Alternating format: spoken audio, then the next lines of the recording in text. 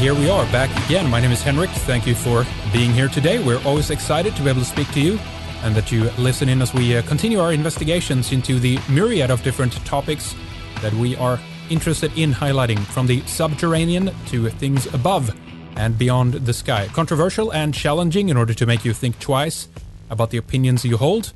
We enter into both known and unknown territory. And we hope that with information and different perspectives, we can urge you to continue to question what you think you know. If you are new to the program, we go out worldwide across the web through redicecreations.com and redicemembers.com. You can catch us 3 times per week, Mondays, Wednesdays, and Fridays. Usually every other week, Radio 314 with Lana is the Wednesday program. You can see radio314.com or just go from the links from our main Red Ice websites. Frater X is a published author of both speculative fiction and critical research. He is a lecturer of esoteric philosophies, occult sciences, and mystery traditions. He is a member of 9 different esoteric orders, and he is considered a prolific analyst and commentator among his Masonic peers.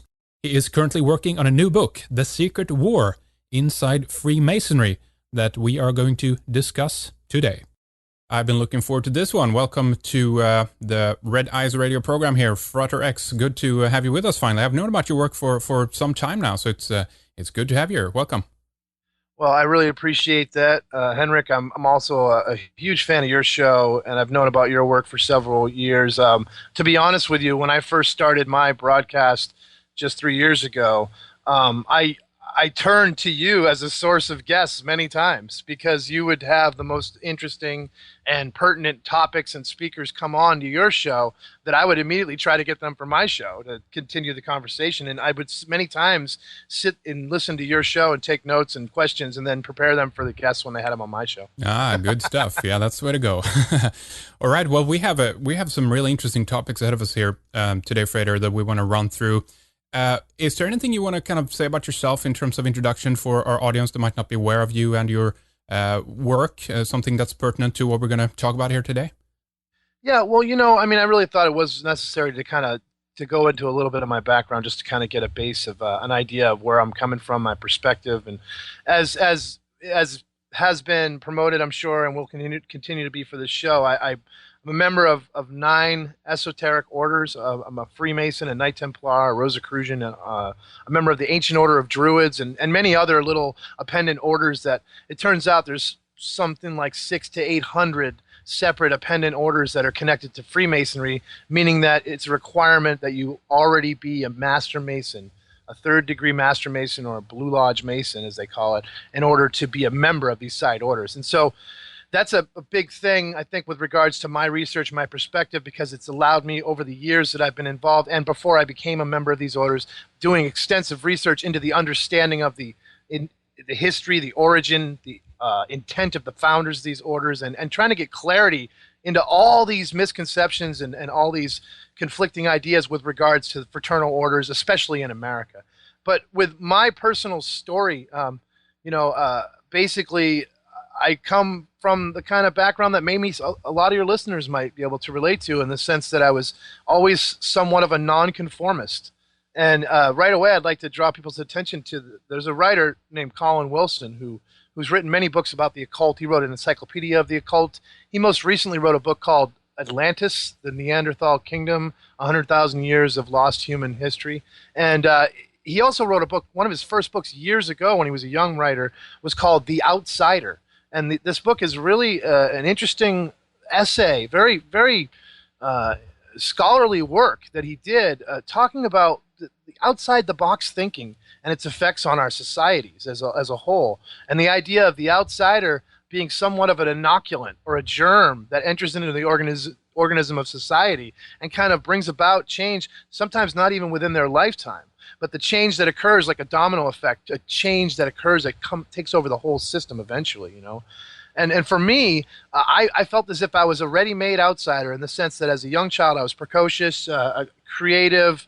I always questioned authority in the Well, I mean, I was raised by baby boomers, and sort of a setup. Sowing the seeds of rebellion is reinforced with that culture, with that generation. You know, they really, I think, they really gave us kids the idea that it was a good thing to question authority. You know, and Yeah. and then of course it was reinforced through media too. For me, I really grabbed onto that and ran with that. I was disobedient in class. I was a disruptive kid, and I was labeled a problem. Though I was very intelligent, well-read, and I just didn't like the curriculum. I couldn't fit into the mainstream, generic public schooling system. And so what I did instead was I began to just merely read, sit in the back of the room with a stack of my own books, and just read to myself. And the teachers, at first, they were a little perplexed, but they liked the idea of me being quiet and not being disruptive. And so they basically advanced me grade after grade, with incompletes and failures for every grade throughout primary schooling. Now, this basically had a dual effect. Number one, it caused me to realize the sham or the fraud of the educational system as I saw it. And then it opened up a gulf of questions in me as to what was going on. And at first I questioned the teachers, and then I discovered the fallibility, their own fallibility, the limits of their knowledge. And their response was to attack me, sometimes publicly, by public humiliation in front of my peers. Other times they just throw me out of the class. I was even, on several occasions, outright assaulted physically by teachers for challenging them in the classroom. And there's a writer named John Taylor Gatto, I know you're familiar with, I believe he's been on your show, who talks about, he validated this entire experience for me in a book called The Underground History of American Education, where we learned that the three main things in America that were being offered to students in public schooling, there was only three things being taught. Number one, show up on time. Don't be late. Don't be tardy. That's what they call it, being tardy. So show up on time.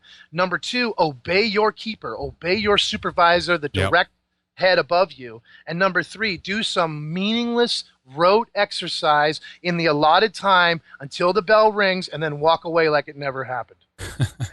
And that was my experience. And when he laid that out for me, I realized, and of course his solution or his explanation was that we were producing good little soldiers and industrial workers. And we can get into this more in the second hour about the idea of compulsion schooling and Prussian schooling and all that. But basically, I turned to literature, which is the only solution, I think for anyone, is to read your way out of this prison, at least that's been my experience. Right. Basically, books validated my experience. So I dropped out of school and moved into the libraries and reading rooms of America. One of the last in the generation of what we call road kids around here in the 80s and 90s. Freeman Fly, another good friend of this show, was one of those kind of kids coming out in a time when we were drifting almost like disembodied spirits, drifting around America. I hitchhiked north and south on the East Coast, went from coast to coast, seeking some sort of mystical American experience in some true Dharma bum fashion. I was a real big fan of the beat writers, and so obviously I engendered some naive and romantic notions of what I saw, of the America of Walt Whitman, the America of Jack London and Jack Kerouac. But what I found, Henrik, was a postmodern wasteland with underemployment, pollution, and despair, and then little pockets of affluence here and there, and what one might call also a sub-counterculture right within our society, what Kerouac referred to in many of his works as a fellaheen culture, society's forgotten rejects, reprobates, and recidivists, living off of the scraps of the outskirts, so to speak. And it was quite disillusioning. I drifted far from the warm campfires of this little New England town in Northeast America where I was raised, with white picket fences and white church steeples, and everything was all, exactly as you'd imagine in the Ozzie and Harriet, Leave It to Beaver type reality, But it was just a museum piece, sort of like recognizing an ideal that wasn't real, And so I drifted away from that warm, false campfire into the outer regions, the streets of America, and especially into the great national forests of the Pacific Northwest, and then eventually the deserts of the Southwest, and met Havasupai Navajo tribes, and had many experiences out there. As a matter of fact, after a particularly visionary Amanito mushroom experience of my own, I decided to go back to quote unquote Babylon, this is in my early 20s, and finish my schooling, go back and get a secondary schooling education. I entered university, studied philosophy and comparative religious study because I felt like I had that aptitude. And this is all around the time of the Unabomber and the OJ trials, just to give anybody a timeline perspective.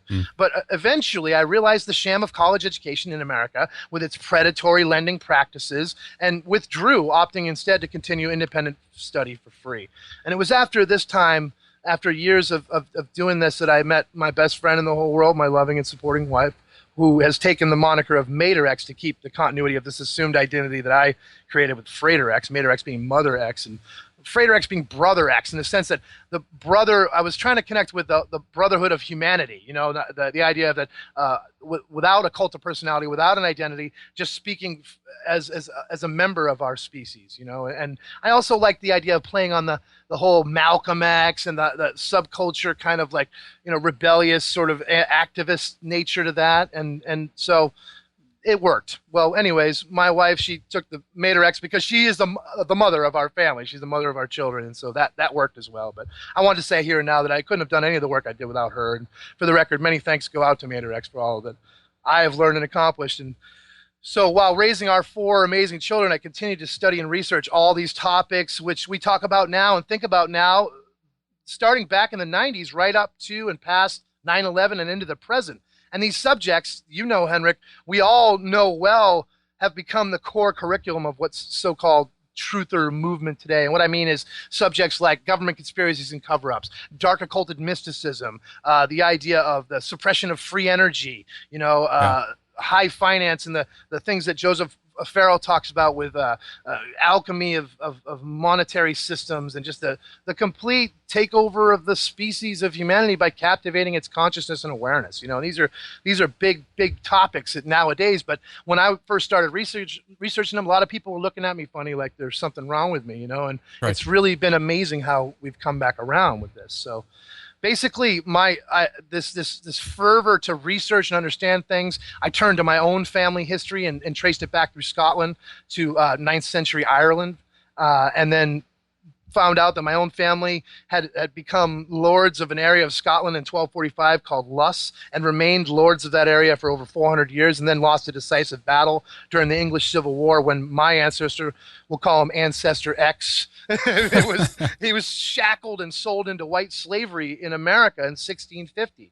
And he had to work for 13 years in the bog iron mines at Quincy, Mass. Before gaining his freedom. Now, this ancestor I discovered came from a long line of knights and initiates of esoteric and chivalric orders. One individual in this line was known as the last necromancer in Scotland.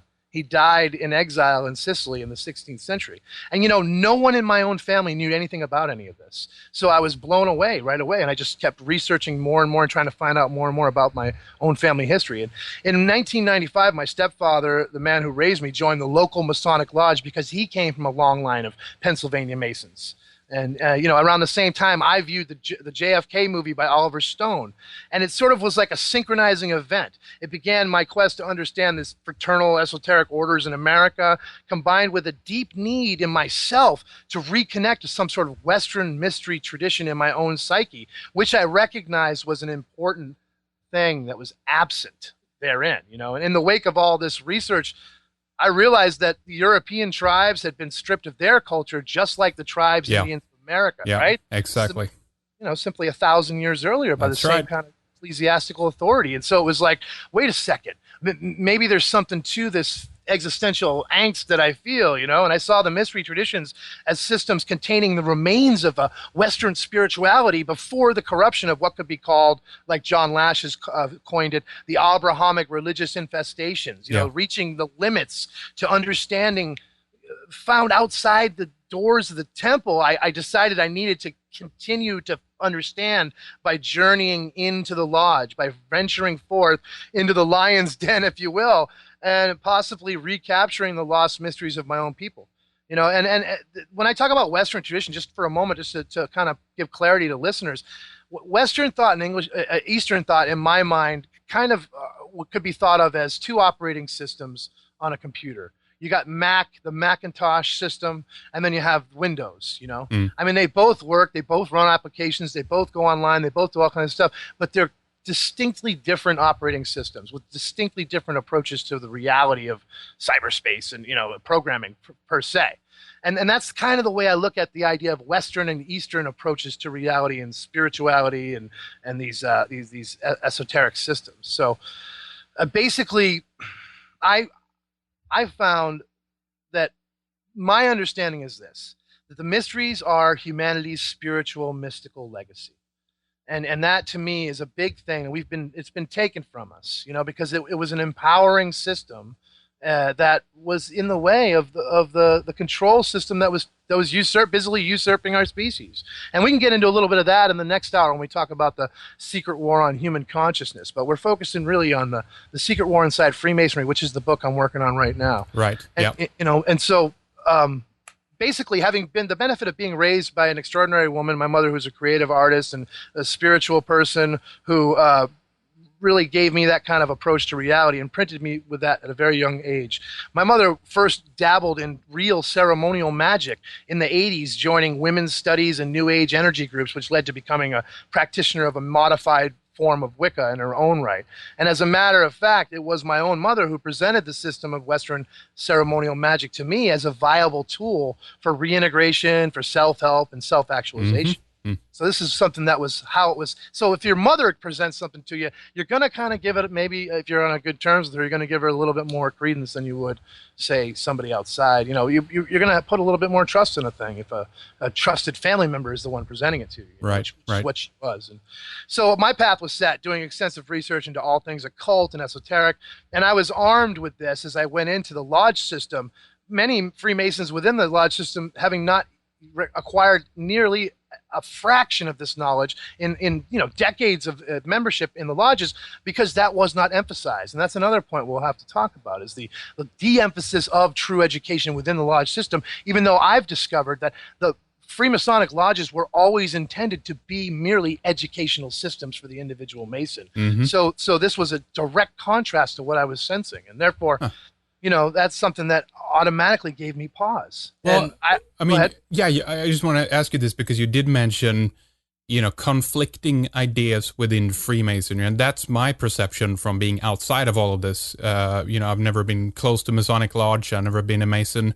I have no intention to become one either. I just, what I am as a human being. I like to study it from the outside, and at the same time, I understand. Okay, you might not find out everything. Although some people say that even from the outside these days, you can find most of the tradition that exists within the lodge, in literature and etc. But I wanted to ask if you, with these conflicting ideas, because with most Masons you talk about, there seems to be very, very different ideas of what it is or what there is to find there. And one thing I guess we should preface as well, there's over, I think 6 or 7, million Masons across the world. So basically that's like a small country, So there's a lot of different people involved in it. There's a lot of different intentions of what it should be, and so many different lodges and orders within that and everything. But basically, to simplify the question, I guess, did you find any of the Western esoteric tradition as a continuation within the lodge, Frater?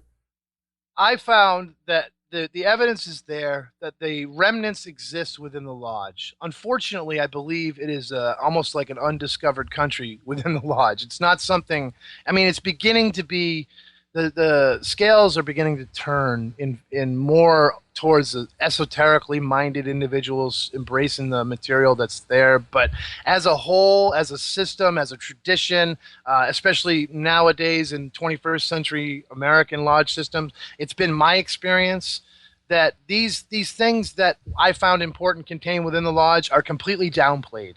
They're downplayed to the point of almost being denied by the mainstream lodge, powers that be within the lodge structure. Huh. But let me also add a little addendum to that. The fact of the matter, one of the biggest things that I discovered after all of my research, Henrik, was that everything I thought I needed to find within the lodge system is all over the place. It's available to anyone who seeks it outside of the lodge system as well. Yeah. It's not the only place you can find it.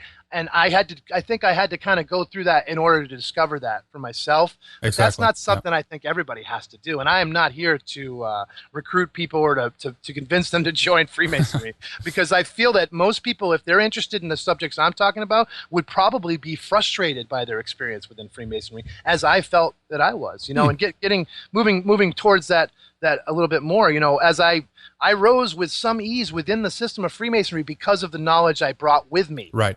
Not because of anything I did within the order, just because I was able to express myself and convince people that I understood things. I was tapped to join some very prestigious side orders on the merit of my knowledge alone. And at the time it was flattering, but what I didn't realize is that in many ways I think individuals like myself are targeted and marginalized, not overtly in an oppressive way, but sort of subvertly in a misdirection way. By bringing me into certain research lodges, it sort of diverted my energies and attention away from maybe focusing on what I soon became very aware of, which was a cold or secret war being waged within the lodge system. Because I was being tapped and groomed to be an agent of propaganda for one group over the other. And what I mean by that is that there are vying groups and suborders within Freemason who are trying to control the lodge structure by overtaking the leadership and then by changing policy within the subordinate lodges.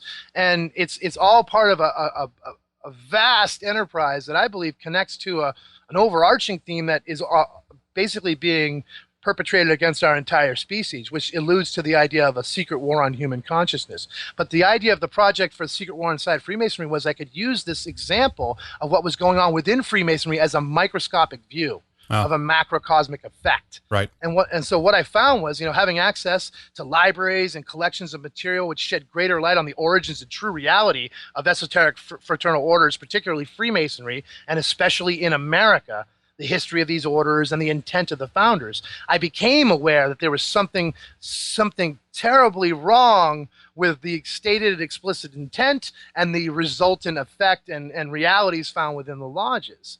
And I started to realize that there was a war being waged between two camps, two factions, the lodge members of the Scottish Rite versus the lodge members of the York Rite. Yeah. And from this obvious conflict, I began to pay attention to various other orders that were attached to Blue Lodge Freemasonry, because I had no idea, as most people don't, that over, something in the neighborhood of 600 to 800, and I can only give you that because there's no real, a lot of these orders you don't even know they exist until they tap you to join them. So see, that's how secret they are. We're talking beyond skull and bones here on secrecy. This is like, we know the skull and bones exist, but there are hundreds of orders out there, Henrik. We don't even know their names. We don't even know they exist. We don't know anything about them because you don't get to know unless you're tapped to join. And so this is where you get into taking some serious pause with things.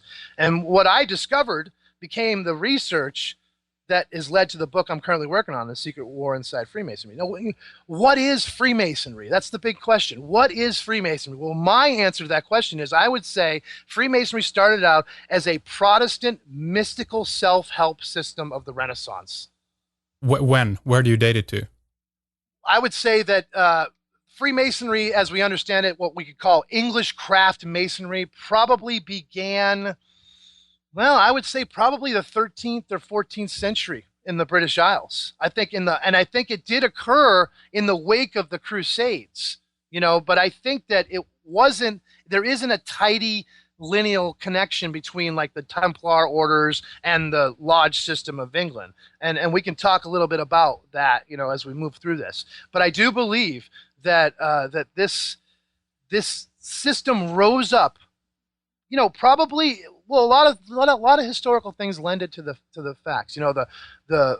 Basically the Reformation of the Church in England. That was a huge thing. The throwing out of the ecclesiastical authority and the saying from now on that man has the Bible and God is accessible. And I think that in the wake of all this accessibility, there was a sort of a gap of application. Like, how do we do this? How do we approach our deity? How do we, and from the sense of the Renaissance man, there was a need to formulate a system in order to reconnect to deity without the intercession of the church, the clergy, or the ecclesiastical authority. And I think that in that several groups found a home in the English crafts masonry system. And I'd like to take a couple moments here and sort of address a former show you had a couple months ago. You had a show where you talked to a man named Robert Sullivan about the Royal Arch of Enoch. Yeah. And that was one of the reasons why I wanted to come on your show, is to, I don't want to necessarily contradict Mr. Sullivan completely, but there are some key points that he raised that I think need to be addressed. And, first of all, I want to mention that my article and my books are extensively notated, and there's source material. It's not like I'm just coming up with this on my own. I'm going back and reading source material and citing the material and talking about the proofs and the lack of proofs in the claims that go into these different orders. And I would have liked to have asked Mr. Sullivan, because he never seemed to cite it in his talk with you, what a lot of the sources were for his material. I mean, he did mention the Book of Enoch, for example, but there are many translations, and a lot of the caveats he made with regards to the York Rite and the Scottish Rite and the origins of Freemasonry, I think I would take some exception to, because we can find, you said it yourself, there's so many different versions. There's something in the neighborhood of over 70,000 books written about Freemasonry. Yeah. I mean, so that's a lot of material, and a lot of different views can be gathered from that. That's right. But one of the things, there's some key misinformation things that need to be addressed here. And one of them, for example, is something that, this is the hugest secret in Freemasonry that nobody seems to get or understand. And here it is. I'm going to lay it out here on Red Ice Radio right now. The Scottish Rite, everyone, is not Freemasonry. It is not a part of the actual organizational system of ancient craft masonry in America, English craft masonry in the British Isles, or what would be called Blue Lodge Freemasonry. The Scottish Rite is actually a separate organization completely, with a separate leadership, a separate system, hierarchy, organizational. Everything is all completely separate. The only connection it has to Freemasonry is it requires its members to be Freemasons before they can become members of the Scottish Rite. Is the Scottish Rite an accepted order by the United Grand Lodge in England?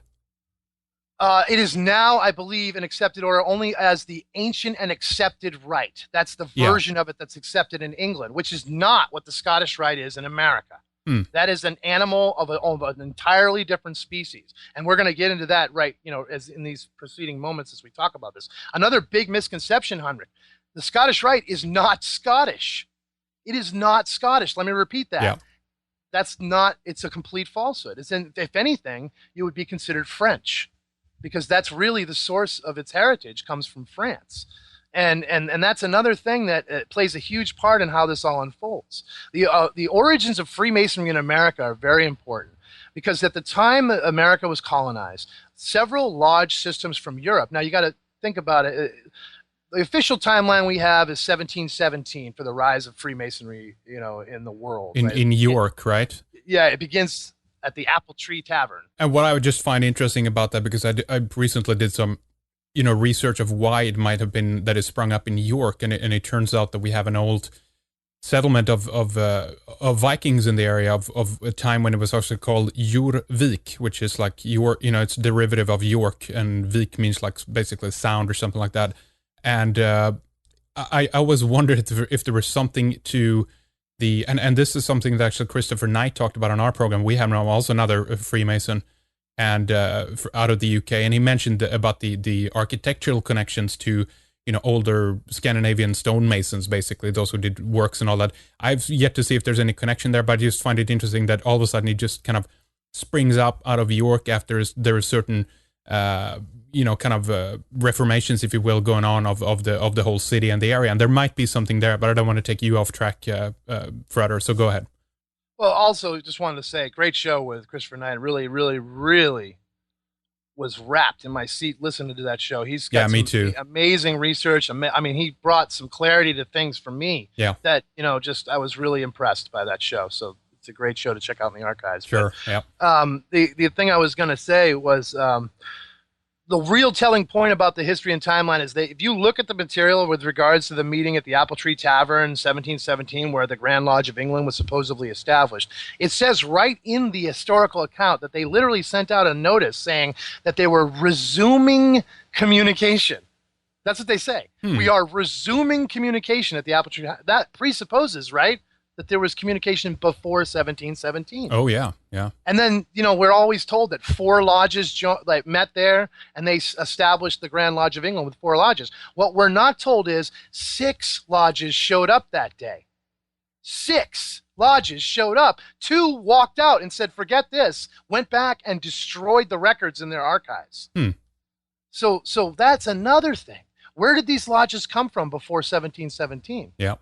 And why did those 2 lodges walk away? Interesting. Well, I mean, again, as I said, it doesn't just spring up out of nowhere. This is a system both comprised of Western esoteric tradition. It's part of, operative masonry. I think it's involved in it as well as speculative that started to spring up at that time. But yeah, so tell us a bit more about that, and what do you think the origins of this was, and how far back they actually go, these traditions and meetings? Yeah, I believe that it was probably at least a century earlier, if not more. I mean, I can't prove more than a couple centuries before that time, but the work that I've looked at and the other writers who have speculated before us, I think it's really clear, like you're saying, you're talking about, there was the Roman Commissary Collegium, which they were also like builders, and there was the actual cathedral builders, stonemasons, and there were also alchemical and hermetic orders that were forced underground by the church persecution that were looking for a home. And these lodge systems made a great opportunity for them to contain and preserve their knowledge, impregnated into the lodge system, kind of the bringing together of what they call speculative and operative masons. Well, speculative masons is a pretty wide open term. I mean, what we think of it now and what was once thought of then, I think, are 2 different things. And what I think is Elias Ashmole was one of the first speculative masons on the books, and that was in 1600s. Yeah, yeah. So that's way before 1717 as well. And so it's important to know these things. It's important to realize that that there were these groups that were forming and finding a home, and things were evolving and changing as we move along. And a lot of things were thrown out in that talk about the Royal Arch of Enoch. Some of the things like, for example, the Royal Arch degree as it's found within the York Rite today, and as it was found as an independent degree going back a couple hundred years to, it's at least 1744.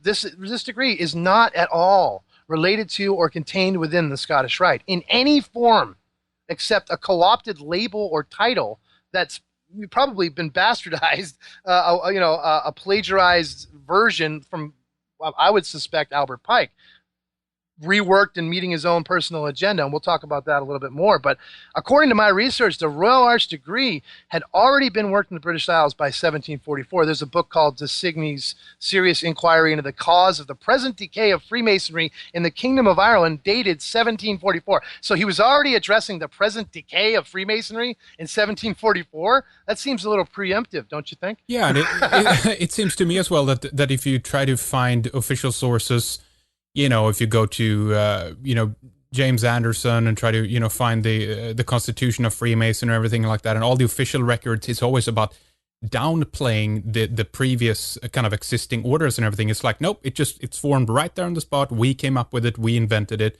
And it's about like shattering the previous connections, severing that in a way, which I always find very interesting. It also establishes a new authority. You see, we're a new authority. Yeah. We're establishing a new authority. You just go on what we're telling you. Don't worry about the past. Just focus right here and now. And that's part of the whole control mechanism, I think, that surrounds these subjects. So, to give a little perspective to the timeline, Albert Pike joined the Scottish Rite in the early 1850s. So we're talking about almost 100 years before the Royal Arch was being worked in British Isles.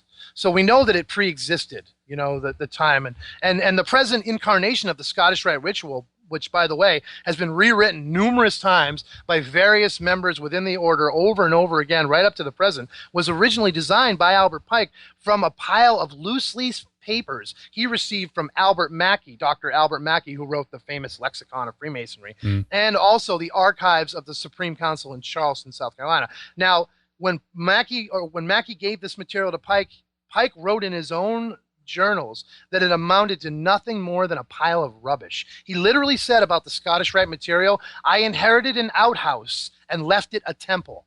Those are the words he used to describe the Scottish Rite. And it was considered for the first century of its existence to be nothing more than a novelty. Merely like an exhibition that you would show after serious degree work done in the lodge, as sort of like just a exposition, like a novelty, just to kind of see something. And contrary to this was the York Rite, which as in America was called the American Rite. Until the late 20th century, it was still being called the American Rite. It contains all of the ancient craft masonry, as they call it, system within the York Rite. So there's a big distinction right there. When you look at the old structures of Freemasonry, there's that big steps, and it's got guys on each step representing the different degrees of Scottish Rite and the York Rite going all the way up to the top of the pyramid. And at the very top, and now on the top, there's a Knight Templar and there's a 33rd degree Scottish Rite Supreme Council member. Yep. And they're standing exactly even. In the original, which I found searching online, the Templar guy was standing higher originally, because the Knight Templar degree was contained within the York Rite, which was part of Blue Lodge system. The Scottish Rite was a secondary order making its way, making inroads into that structure. So it actually achieved that goal of eventually becoming as high as the Knight Templar degree as it exists within the Freemasonic structure. But anyways, Albert Pike, just to speak about him for a moment, because I think he's a real key player in all this. He was, in fact, a past Grand High Priest of the highest order of the Royal Arch in Arkansas at the time, called the Grand Chapter, before he even joined the Scottish Rite, which by that time was almost completely defunct. Mackey communicated, quote unquote, communicated the rite, which means he told him some things, gave him the ritual, taught him the handshake, taught him the secret word, and sent him on his way. That's how you're communicated the degrees. And this speaks volumes, by the way, to the progression of the Scottish Rite in America, because we're told that it came to America in something like 1759. But by 1850s, early 1850s, it was almost completely defunct. What happened in that first century? How come it almost went down? And then how did it go from being almost completely defunct to being the powerful organization today, wielding the kind of power it does? Let me ask you a little bit about the Grand Orient in France then. And I mean, I put a lot of focus on the Nine Sisters Lodge for obvious reasons, with the connection to the American Revolution. And you have a couple of people going, back and forth at that stage. Allegedly, the Nine Sisters also formed around 1776. People know that number or that year. Benjamin Franklin, Marquis de Sales is one of the other people involved in this. How much have you found in terms of the Grand Orient of France? Because we know that there's a long history of war between the English version of Freemasonry and French version as well, going back into history. So is the French people together with the Americans trying to set up a new power base over in the States, or how do you view this? Oh yeah, there's totally a rivalry between the English and French systems. And one of the main reasons is something I think you can connect to the origins of the different traditions within, going back. When we look at, Freemasonry, as we're told, starts in England in 1717, and then it exports to France by 1725. It's in France and in the continent of Europe. And it starts to proliferate rapidly across Europe. Now, what happens is that degrees begin to be invented and peddled almost like en masse. I mean, people that becomes their job, it seems, creating degrees that are extranumerary degrees within Freemasonry and peddling them to others. Now, what this did was cheapen Freemasonry in the eyes of the Anglo set. The English craft masons thought, what are they doing over there? You know what I mean? Mm-hmm. They of course, they made it so that you didn't have to be a Christian. They made it so that women could be initiated. They made it so the lower classes could be brought in. They changed too much of Freemasonry for the liking of those in the English craft system. So they were cut off. They were told, you're being irregular. Either you shape up or we're not going to recognize you anymore. And that means that no member of lodge in our system can sit in a lodge with any member from your system, or they too will be irregular. So and one of the main things that was a deciding factor was within the 25 to 50 years after 1725, the French and German Freemasons began to attach the idea of a lineage back to Templar Mason or to Templar chivalry, the orders of chivalry and the Crusades. This was something that was not supposed by the Anglo craft masons. As we already talked about, English craft masonry came up out of the stonemason guilds, the cathedral builders, the Commacene Collegium. These were working class folks. Even if they were tradesmen, they were still in the quarries with hammers and dirt. You know what I mean? And like, you had to work hard to be a stonemason, right? Whereas the knights of the old orders of chivalry were mostly lords and princes and wealthy patrons who became knights. There's a definite class distinction here between those who would claim lineage to the Templars in the continental system and those of the English craft masons who would claim the lineage to the stonemasons. Now, you might want to say right away, well, what about all the royals that became members of the English craft lodges? Absolutely. Many of the higher aristocracy were brought in, but that was a program, I think, to lend authenticity and give, credence to the order by having these royal patrons be attached to it. It somehow made it impressive, like a PR move almost. I mean, that's really, I think, what was going on there. But also, we have to speculate. There was some sort of ulterior motives too. That's where you can get into speculation about what might be going on behind the scenes. And on whose part is this being unfolding? This idea of trying to both co-opt it, of course, but also try to keep it, as it was, the tradition. There is already, I guess, polarized and factions here fighting within. Is that correct? And is there any idea of knowing who they were at this point?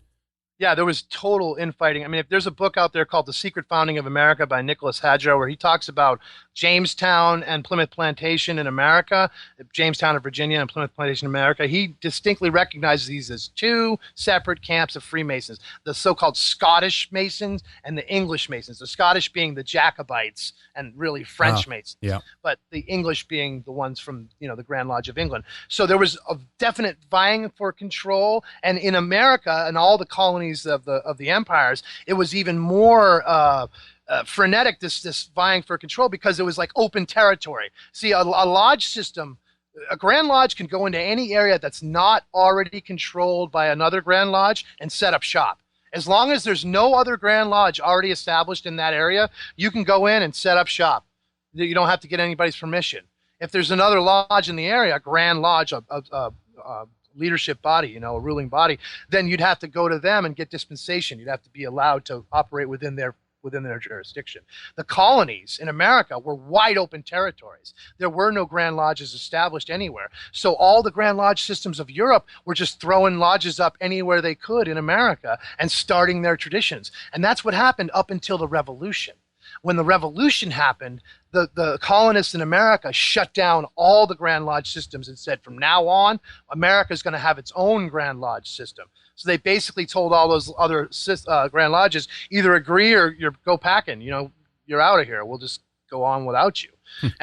So at that time, at the Revolution, American craft masonry, as a distinct hybridization of all those Grand Lodge systems, became its own form of Freemasonry in America. And that's that rise right then at the end days of the Revolution and the beginning of the 19th century. At the same exact time, the Scottish Rite Supreme Council announced to the world in like 1801 or 1802 that it existed, that it was in fact the mother council of the world, and that it existed. Now, most of the other lodges in the world and in America just kind of laughed at this bold statement from this almost unknown Supreme Council at the time. But later on, within 100 years, we see that this Supreme Council and its members had made inroads into American leadership and government and business. It was clearly an influential system within a system. And the question remains, how and why? What we know about Albert Pike, who was at the head of this at the time right before the Civil War in America, is that he was, in fact, Albert Pike was convicted of treason for being a Confederate brigadier general for commanding troops against the Union. And yet there's a statue, a 10-foot tall statue in Washington, D.C. to this day, standing there calling him the Merlin of Masonry. What other convicted treason do you have, like a statue, a bronze statue in Washington, D.C. of? None. I mean, that's remarkable. And it seems that he came out of nowhere. He was just what happened was there was a man named John Mitchell who was supposed to be the Sovereign Grand Inspector General I think it was 1860. And I think it was the Polk administration who were in the administration in the White House before Lincoln. All of his cabinet, James Polk's cabinet, were 33rd degree Supreme Council Scottish Rite Freemasons in his entire cabinet. And these cabinet members were making moves right up until Lincoln took power in the White House, and then of course the Civil War began, to basically arm the South and to do things like, for example, they would send weapons to an unfinished fort right on the edge of the South, between the North and the South, and then they'd leave. And then the Southern troops would just come in and take the weapons on the unfinished fort, and they'd be basically supplying the Southern troops with weapons right before the battles. And this was within the administration of the White House. And so there were key agents, I think, already in the government, already in positions of power within the business world of America, the rising military-industrial complex of the time, that wanted a specific operative in place. And it wasn't this guy, John Mitchell. John Mitchell died right before he was appointed. He died mysteriously. They say, some say it might be poison. We don't know for sure.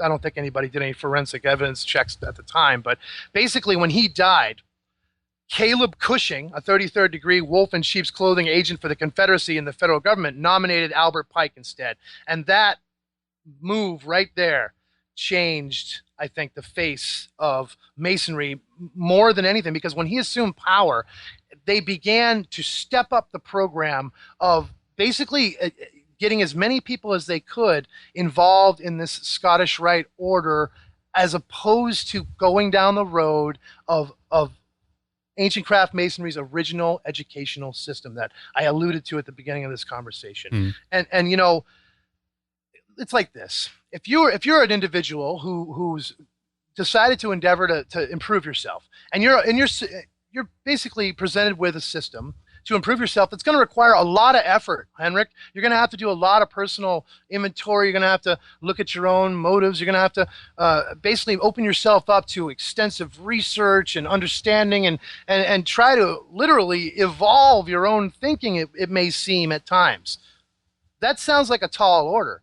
And in order to achieve the goal, you'd have to go through a lot to get to get that order. Or I could give you a patent that says you're a 32nd degree Scottish Rite Sublime Prince of the Royal Secret, and you don't have to do anything for it. You just have to show up and sit through one class. Yeah. And when you leave, you'll have this fancy patent with a gold seal and a bunch of archaic symbols and everything, and everybody else will be so intimidated and have no idea what it is, they're just going to assume that you have authority from now on.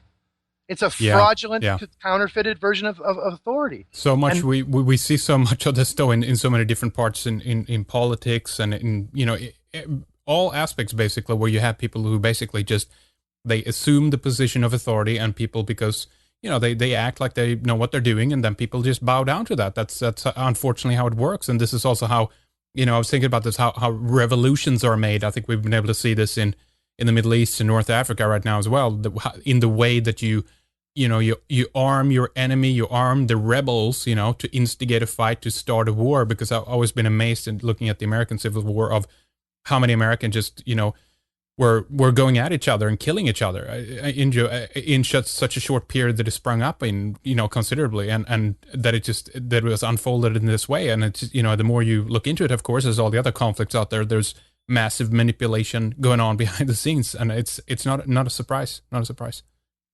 Yeah, and this is part of the reason why I point out the overarching theme of a secret war on human consciousness, because I believe this is a modus operandi of basically counterfeiting true reality, true knowledge for a fraudulent, false knowledge, and offering that as real learning and understanding.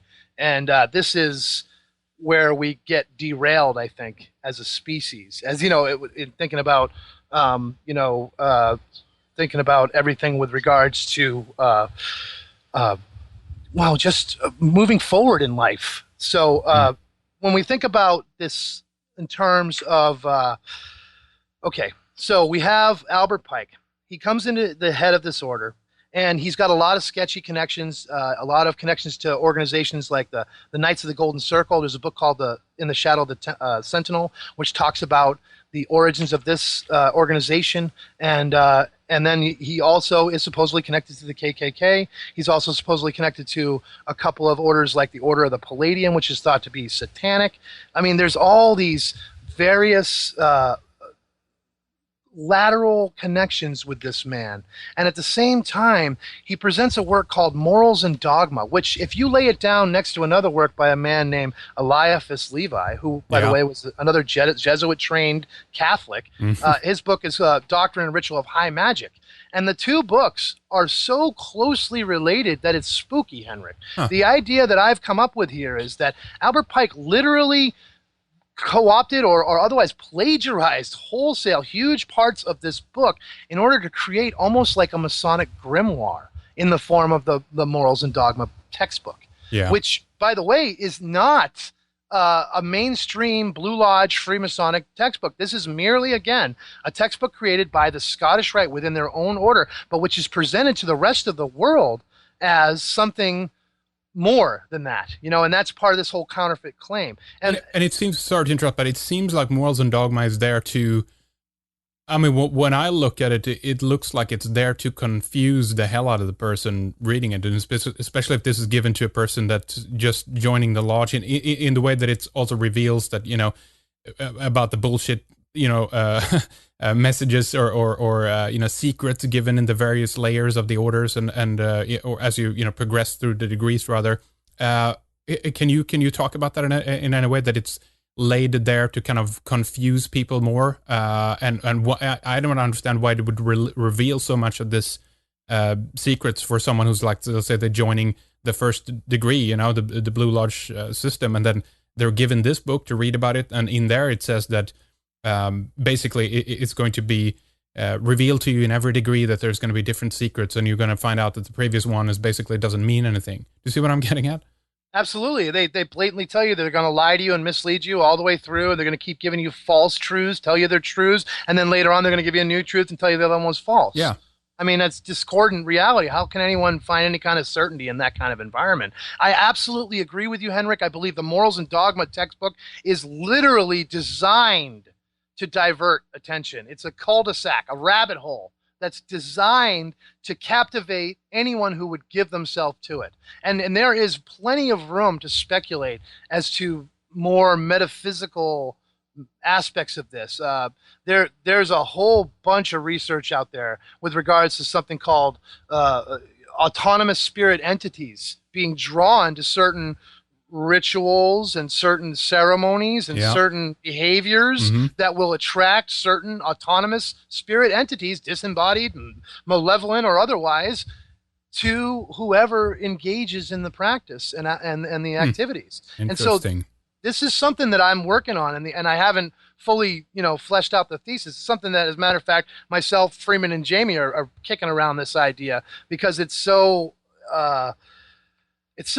interesting and amazing. If there's any truth to it or any possible credence, that this would explain a lot, as far as I'm concerned, with regards to the goings on within ritual lodge spaces, and it would also explain a lot with regards to how a thing like this could happen. We know that the modus operandi was to offer these honorary titles and degrees to anyone who would take them at first, until you get enough influential people involved that others will perceive the value of also being involved, and then you start charging, and that's how it slowly made its inroads into America. But backing up a little, the official version of Masonic history says 4 lodges agreed to resume communication.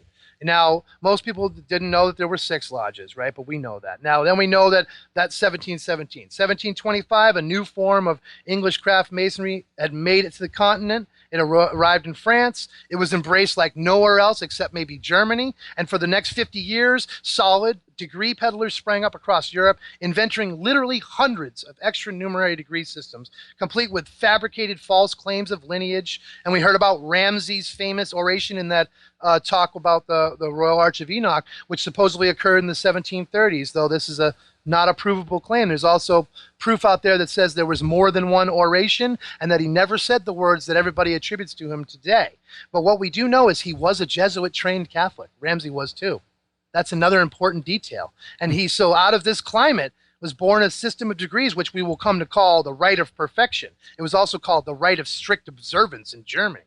But this claim that was made then about the Templar lineage is what was capitalized upon. It allowed for the claims to be, proliferated and ad nauseum, with the idea that we have this lineage that goes back to this, chivalrous time, a time of honor and all this, the Knights of Crusades and the swords and the shiny armor and everything, So all that together is fabrication, really. Clearly a fabrication. So it's interesting. It's, on one end, as I mentioned, with today's, at least in the York Rite, I think, when you see certain representatives of the United Grand Lodge, they try to kind of downplay, the significance of the long history and even the connections to the Knights Templars. At least the interviews I've seen with them, they always say, there's no evidence for this. We know that it springs up in 1717, blah, blah, blah. But then if you look at the other side, the flip side to this, there's a whole another kind of where they're trying to create a whole mythology and background, kind of, how ancient it is, and it the creation almost of a kind of like a new religion. It goes back to ancient times, and we don't know how far, but we can connect this and this and this to it. So you have two different elements going on at the same time, and it seems like then the short version, the one who's invented, the Scottish Rite fairly late in the process, is trying to mythologize itself, while the other side to this is trying to downplay it. Very interesting.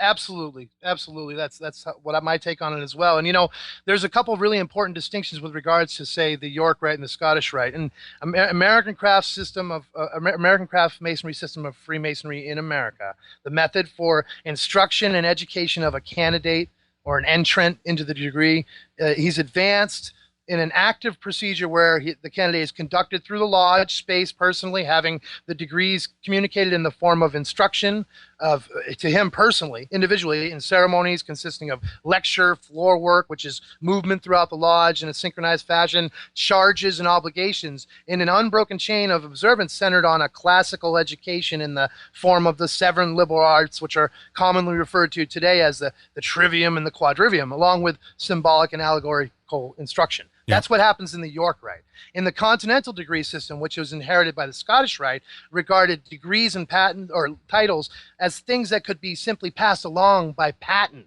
like a deed conveying a title or real property with nothing. You don't do anything to earn this, and that such rights and titles could simply be passed on to others by one holding such patent, and it could be freely given out to that they might too pass them on, and whereby the process might and did continue indefinitely until you had thousands of degree holders who were created who had never even gone through any of the rituals, never even seen the inside of a real lodge building. And however full or scant the instruction and explanation of degrees was a matter of judgment and preference of the original patent holder alone. So there was no consistency, there was no uniformity or continuity to anything. And a patent letter, like a government document or a license issued nowadays, proves its validity in itself. It could not be disputed, especially in the eyes of some, humble master mason of any given lodge of the colonies. An ornate, prestigious-looking document with a giant gold seal and archaic symbols and language is really quite impressive. And you're not going to challenge that unless you've got some footing. And so this new authority was established, which started to ride sidecar along with the traditions of ancient craft masonry in America and the world. And from this is where the great confusions and misunderstandings have arisen. One such patent is what brought the rite of perfection, or the ineffable degree system, to the New World back in the 1750s. And if we look at the way that this works, is there is no real educational system behind the Scottish Rite approach, whereas with the York Rite, the emphasis is solely on education of the individual.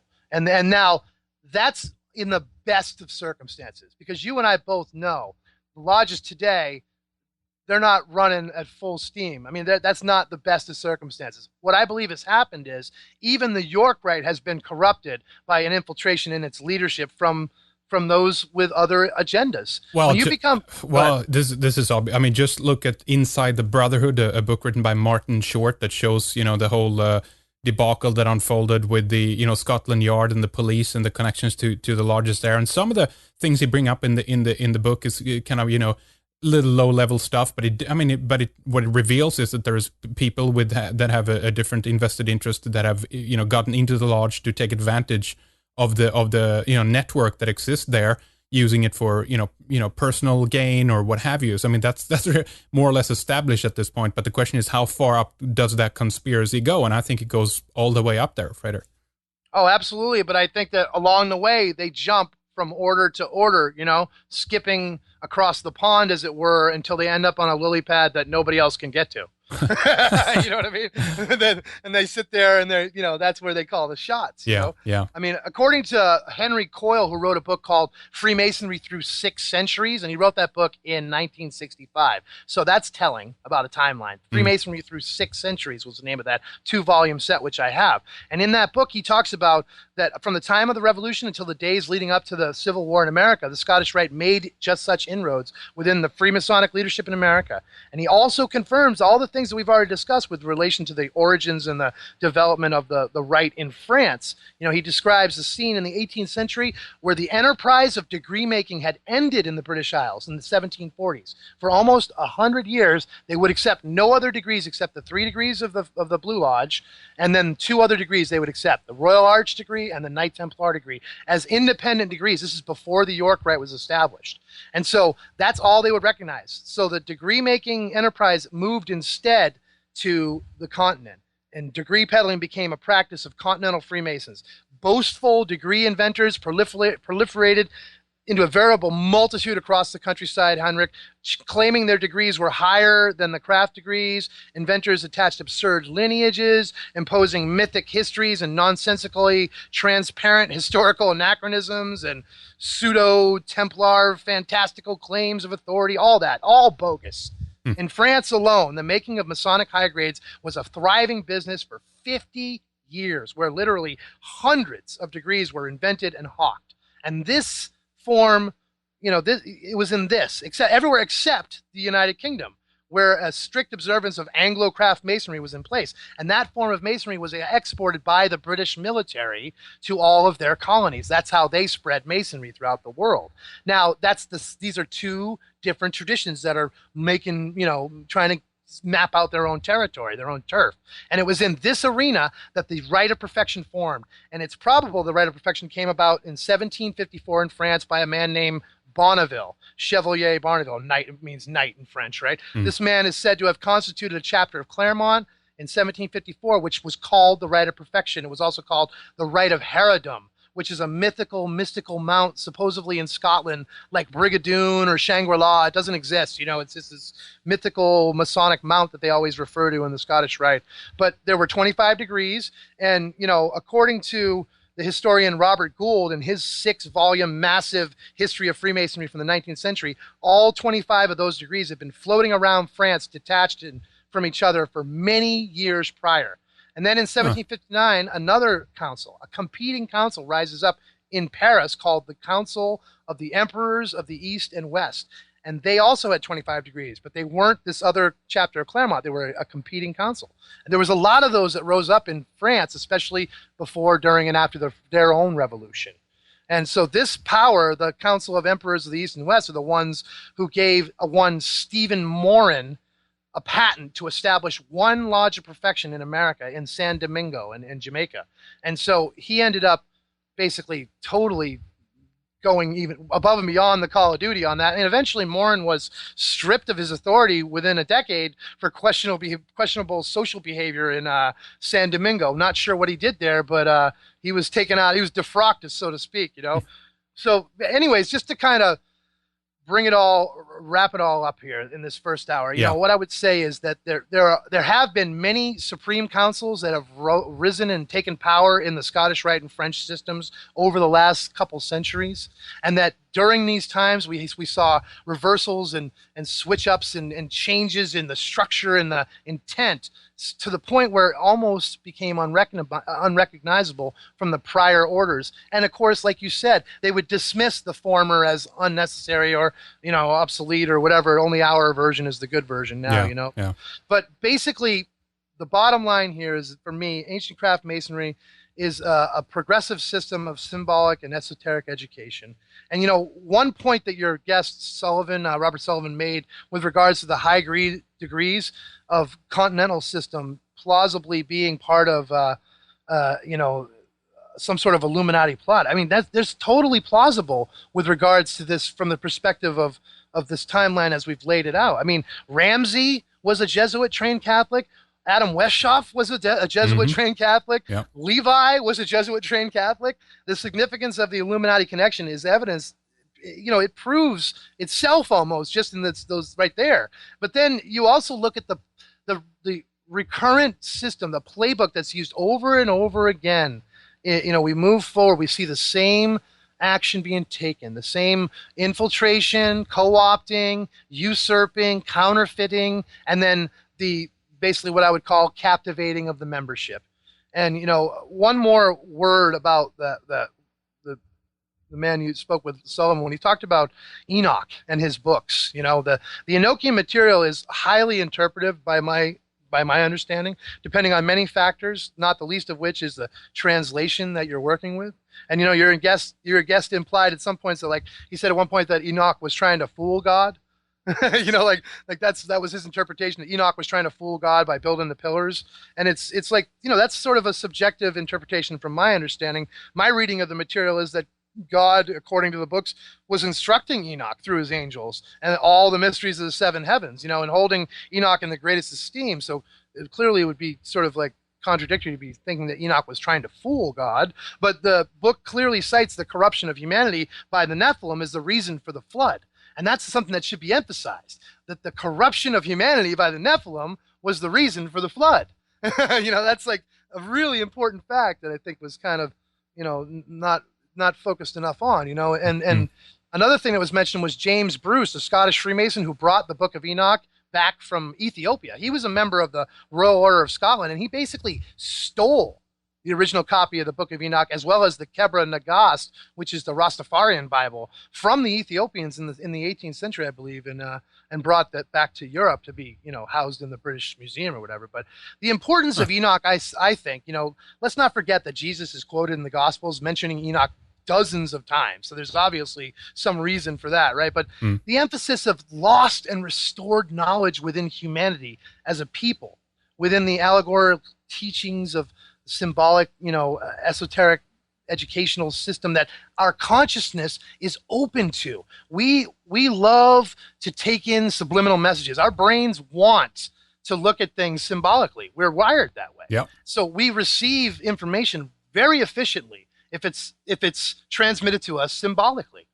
And that's something that I think that is the root of these esoteric systems, was that they knew that the people who designed these systems understood that about humanity.